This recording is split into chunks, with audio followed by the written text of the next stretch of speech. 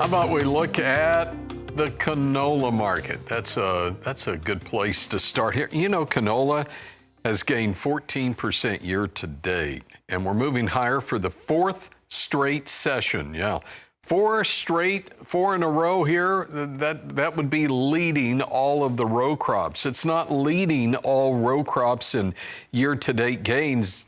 That's being done by this market. Rice up for the third straight day and has gains year to date nearing 45%. Now we are coming off of, some lows here in the rice market. So that adds to the rally when you've been trading at some not all-time lows or record lows. You're just in a depressed place, and then you start adding value. You can get a gain of 45%, or you can get a gain of 29%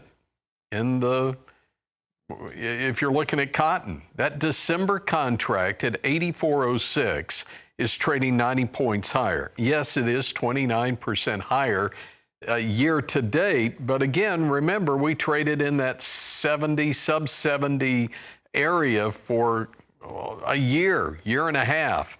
So we've just seen some growth here in that cotton market over the last few months. Now let's go to, that's 29%. These markets are trading up about 26%. It's the wheat market, September. Chicago, 643, up 11 3/4.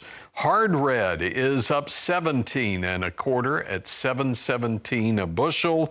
After that, I guess it would be soybeans. They're 13% higher year to date. November, penny and a quarter higher, 11.79. And then after that, it's the corn market. It's up 6% year to date. December, 465, up 3. Well, helping us to break it down, he's with CHS Market Advisors. It's Joe Lardy. Joe, good to see you 2 days in a row here. Yeah. And welcome in with some good, positive, fundamental news on export sales. Yeah, all things considered, we continue to see good flash sale numbers come across. And frankly, that's what the market needs. We need to see this good demand kick in. We need to see this catalyst that's going to continue to boost these markets. And I mean, every day, every morning, I'm sure you and everybody else out there continues to look at those flash sale numbers, hoping to see, some additional activity. I think the thing that people would really like to see is something to China other than soybeans. I think that's going to be one of the bigger catalysts in this market that would really get things jump started, right? In order for China to hit that $17 billion commitment that they made to us, corn, wheat, any other products outside of soybeans would be very welcome to see in the morning.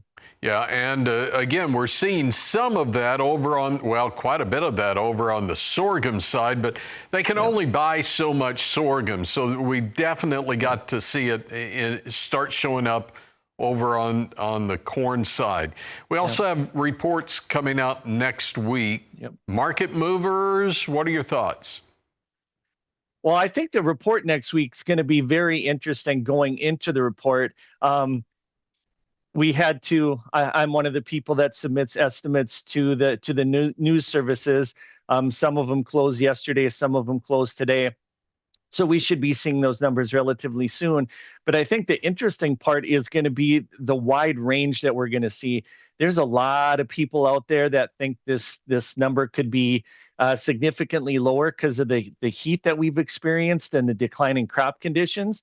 And there's other people out there that aren't seeing it the exact same way. So the USDA is currently at 183 on corn.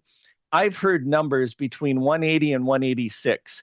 So that's a pretty massive range, especially considering where the ending stocks number is. So if we get something that hits either end of that range, it's going to really change the dynamics of the balance sheet, either bullish or bearish, depending on what we get. I can't even do my math fast enough here for 16 million acres and you add 5 more bushels to the acre. I can't do it fast enough, but you're right. From 180 to 186, that is a huge swing in there that could affect us like a domino. Oh, absolutely. I mean, we're already at a 1.8 billion bushel carryout.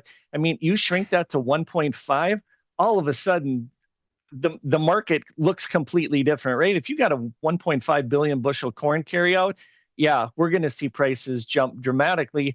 Conversely, if we get these bigger yields, I think demand is largely pretty close to the top where the USDA has it now.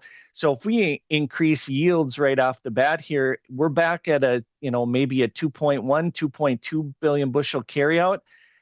That changes the dynamic again there too, and all of a sudden we're back to prices in the low 4s again. So yeah, going to be a very dynamic week next week for sure, depending on what the USDA gives us. Yeah, I'm looking at so many numbers. By the way, I think I said 16 million acres. Actually, it's 87 was the previous there, 87.4. My numbers here are, there are a lot of numbers here, and I'm trying to figure it out. That's why we call Joe Lardy. And I've got a new name for you. You mentioned demand. I think I'm going to call you the Demand Man. I think that's got, we'll go with it. Yeah, there you go. Joe, the Demand Man Lardy. All right, have a great weekend. Joe Lardy's with CHS Market Advisors. Back in a moment, more markets on Market Day Report.